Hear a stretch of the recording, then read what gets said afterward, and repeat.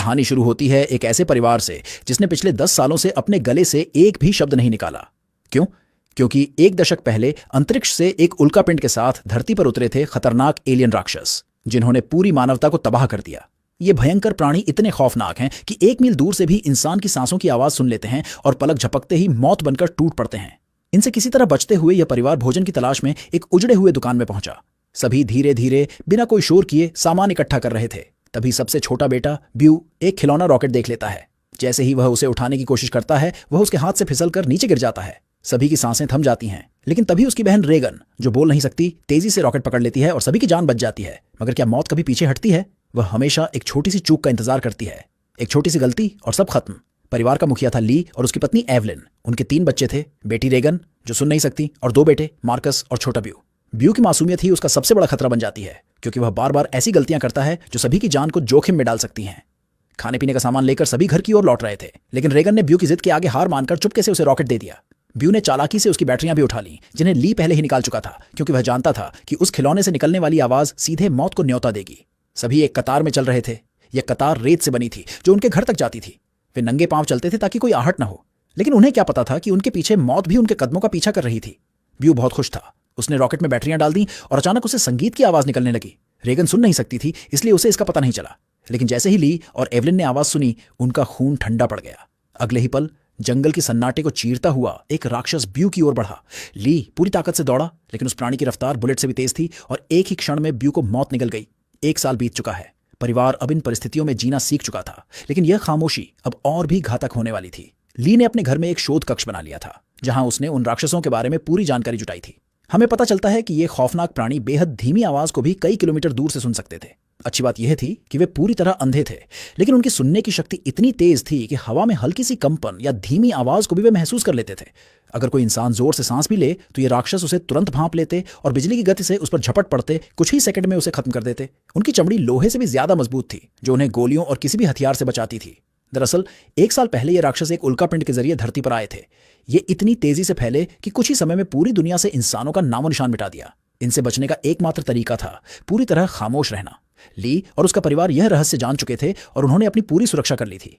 ली ने घर के चारों ओर सीसीटीवी कैमरे लगा दिए थे ताकि राक्षसों के आने की सूचना मिल सके। साथ ही उसने सीढ़ियों और रास्तों पर विशेष निशान बनाए थे ताकि उनके कदमों की आहट भी इन प्राणियों तक न पहुंचे। ली ने एक भूमिगत बंकर भी बनाया था जहां वह इन राक्षसों पर शोध करता था। उसने यह भी पता लगा लिया था कि इस इलाके में कुल 3 राक्षस थे। अब वह उनकी कमजोरी जानने की कोशिश में था। साथ ही वह रेडियो के जरिए दुनिया भर में मदद के लिए संदेश भेज रहा था, लेकिन अभी तक उसका किसी से संपर्क नहीं हो पाया था। हमें यह भी पता चलता है कि एवलिन गर्भवती थी और जल्द ही एक बच्चे को जन्म देने वाली थी। चूंकि बच्चा पैदा होने पर रोएगा, इसलिए उन्होंने उसके लिए एक ध्वनिरोधी बॉक्स तैयार किया था ताकि बच्चे के रोने की आवाज राक्षस तक न पहुंचे। इस कठिन परिस्थिति में राक्षसों से बचने के लिए तैयार रहना बहुत जरूरी था, लेकिन ली की बेटी रेगन सुन नहीं सकती थी और यह कमी उसके लिए बड़ी मुसीबत बन सकती थी। इसलिए ली इस कमी को दूर करने की कोशिश में था। ली ने रेगन के लिए एक कॉक्लियर हियरिंग एम्पलीफायर बनाया और उसे दे दिया, लेकिन रेगन इससे खुश नहीं थी, क्योंकि उसे लगता था कि यह भी पहले की तरह काम नहीं करेगा। ली पहले भी कई एम्पलीफायर बना चुका था जो नाकाम रहे थे। रेगन पहले तो इस एम्पलीफायर को फेंक देती है, लेकिन जब वह इसे आजमाती है तो यह काम करता है। दुनिया की आवाजें सुनते ही वह खुशी से रोने लगती है और अपने छोटे भाई ब्यू की याद में डूब जाती है। रेगन आज भी खुद को ब्यू की मौत का जिम्मेदार मानती थी। उसे लगता था कि अगर उसने उस दिन ब्यू को रॉकेट न दिया होता तो वह आज जिंदा होता। रेगन अपने पिता के काम में मदद करके खुद को साबित करना चाहती थी, इसलिए वह उनके भूमिगत बंकर की ओर जाने लगती है, लेकिन ली उसे रोक देता है और अंदर जाने से मना करता है। ब्यू की मौत के बाद से ली को रेगन पर भरोसा नहीं रह गया था। उसे डर था कि बंकर में माइक्रोफोन, रेडियो और कई ऐसी चीजें हैं जिनसे गलती से आवाज हो सकती है और उनकी जान खतरे में पड़ सकती है। अगले दिन ली अपने बेटे मार्कस के साथ मछली पकड़ने नदी पर जाता है। रेगन भी उनके साथ जाना चाहती थी, लेकिन ली उसे मना कर देता है और कहता है कि तुम्हारी माँ घर पर अकेली है, तुम उनका ख्याल रखो। यह बात रेगन को बहुत बुरी लगती है और वह नाराज होकर अपना बैग पैक करके कहीं चली जाती है। वह उस जगह पहुंचती है वह जहां उसके भाई को राक्षस ने मारा था। वह ब्यू की कब्र के पास लेटकर रोने लगती है और कुछ ही देर में वहीं सो जाती है। उधर एवलिन घर पर अकेली थी। वह बेसमेंट से कपड़े धोकर उन्हें बोरी में भरकर बाहर ले जा रही थी। तभी सीढ़ी पर लगी एक कील उस बोरी में फंसकर सीधी हो गई। वह कील ठीक उनके पैर रखने के निशान पर थी, लेकिन एवलिन इसे देख नहीं पाई। इधर ली और मार्कस मछली पकड़ रहे थे। कुछ देर बाद ली मार्कस को एक झरने के पास ले जाता है और कहता है कि यहां तुम बात कर सकते हो, क्योंकि झरने की आवाज तुम्हारी आवाज को दबा देगी और राक्षस तक नहीं पहुंचेगी। दोनों झरने के पास बैठकर बातें करने लगते हैं। मार्कस पूछता है कि क्या वह ब्यू की मौत के लिए रेगन को जिम्मेदार मानते हैं। ली जवाब देता है कि ब्यू की मौत में किसी की गलती नहीं थी, लेकिन मार्कस बताता है कि रेगन आज भी खुद को दोषी मानती है और ली को उसे यह बताना चाहिए कि उसकी कोई गलती नहीं थी। इसी दौरान एवलिन अपने मरे हुए बेटे की तस्वीर देखकर रो रही थी। तभी उसे प्रसव पीड़ा शुरू हो गई। वह तस्वीर हाथ में लेकर जल्दी से बेसमेंट की ओर जाने लगी, लेकिन जल्दबाजी में उसका पैर उस कील में धंस गया। दर्द से तड़पते हुए भी उसने कोई आवाज नहीं निकाली, क्योंकि वह जानती थी कि आवाज निकालना मौत को बुलाने जैसा है। लेकिन उसके हाथ से तस्वीर का फ्रेम गिर गया और तेज आवाज के साथ टूट गया। एवलिन ने किसी तरह पैर निकाला, लेकिन दर्द से उसका चेहरा लाल हो गया। वह लंगड़ाते हुए नीचे गई और लाइट का स्विच चालू किया, जिससे बाहर लाल बत्ती जल उठी। वह ऊपर लौटने लगी, लेकिन तभी उसने कुछ देखा जिससे उसकी सांसें थम गईं। एक राक्षस उनके घर तक पहुंच चुका था। दरअसल फ्रेम गिरने की आवाज उसने सुन ली थी।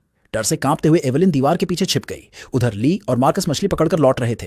तभी उन्होंने देखा कि घर के चारों ओर लाल बत्ती जल रही थी। ली समझ गया कि एवलिन खतरे में है और वह तुरंत घर की ओर दौड़ा। बेसमेंट में छिपी एवलिन डर से कांप रही थी और राक्षस उसे घर के हर कोने में ढूंढ रहा था। तभी एवलिन को बेसमेंट में एक टाइमर मिला। उसने समझदारी से कुछ सेकंड का समय सेट करके उसे एक कोने में रख दिया और जल्दी से दूसरे कोने में छिप गई। राक्षस ने हलचल महसूस की और उस ओर बढ़ने लगा। वह एवलिन के बहुत करीब था। एवलिन को प्रसव पीड़ा और राक्षस का डर दोनों सता रहे थे, लेकिन वह चुपचाप बैठी रही। तभी टाइमर का अलार्म बजा और राक्षस उस दिशा में दौड़ा। एवलिन ने मौका पकड़कर बेसमेंट से निकलने की कोशिश की, लेकिन मेन डोर पर पहुंचते ही उसने देखा कि बाहर एक और राक्षस घूम रहा था। वह दीवार के साथ छिप गई। ली और मार्कस दूर से यह सब देख रहे थे। ली समझ गया कि अगर वह एवलिन को बचाने गया तो दोनों की जान जा सकती है, क्योंकि राक्षस की चमड़ी को गोली से भेदना असंभव था। उसने अपने पहले से बने प्लान पर काम शुरू किया। उसने मार्कस को टॉर्च दी और उसे फ्लेयर रॉकेट चलाने को कहा, जो उन्होंने पहले से एक जगह सेट कर रखे थे। मार्कस तेजी से रॉकेट की ओर दौड़ा। इधर एवलिन ऊपरी मंजिल के बाथरूम में पहुंची। वह अब बच्चे को और रोक नहीं सकती थी। जैसे ही वह जन्म देने वाली थी, राक्षस उसकी सिसकियों की आवाज सुनकर बाथरूम के करीब पहुंच गया। एवलिन को लगने लगा कि अब बचना नामुमकिन है। तभी मार्कस ने रॉकेट्स चला दिए, जिनसे तेज आवाज और रोशनी फैली। राक्षस एवलिन को छोड़कर उस ओर दौड़ा। एवलिन ने दर्द दबाकर चीख मारी, जो रॉकेट्स के शोर में दब गई। ये रोशनी रेगन ने भी देखी और वह घर की ओर दौड़ी। ली बंदूक लेकर घर पहुंचा। उसने सीढ़ियों पर खून के निशान देखे और उनका पीछा करते हुए बाथरूम तक गया। वहां बाथटब खून से लाल था। उसे लगा कि एवलिन राक्षस का शिकार हो गई। वह रोते हुए बैठ गया। तभी शावर रूम के कांच पर किसी ने हाथ रखा।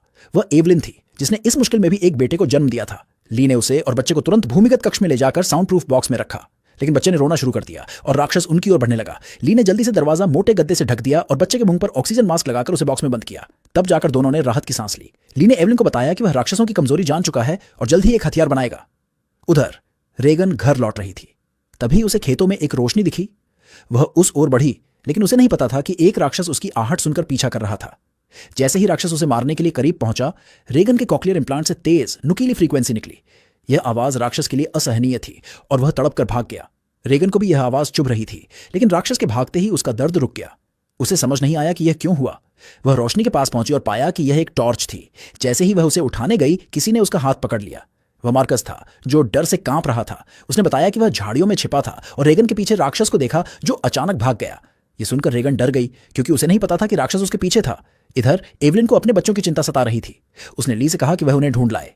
ली एवलिन और बच्चे को बंकर में छोड़कर बाहर निकला। राक्षस जा चुका था, लेकिन उसने घर तहस नहस कर दिया था। एक पानी का पाइप टूट गया था और पानी बंकर में भर रहा था। ली का ध्यान इस पर नहीं गया और वह बच्चों को ढूंढने खेतों की ओर निकल पड़ा।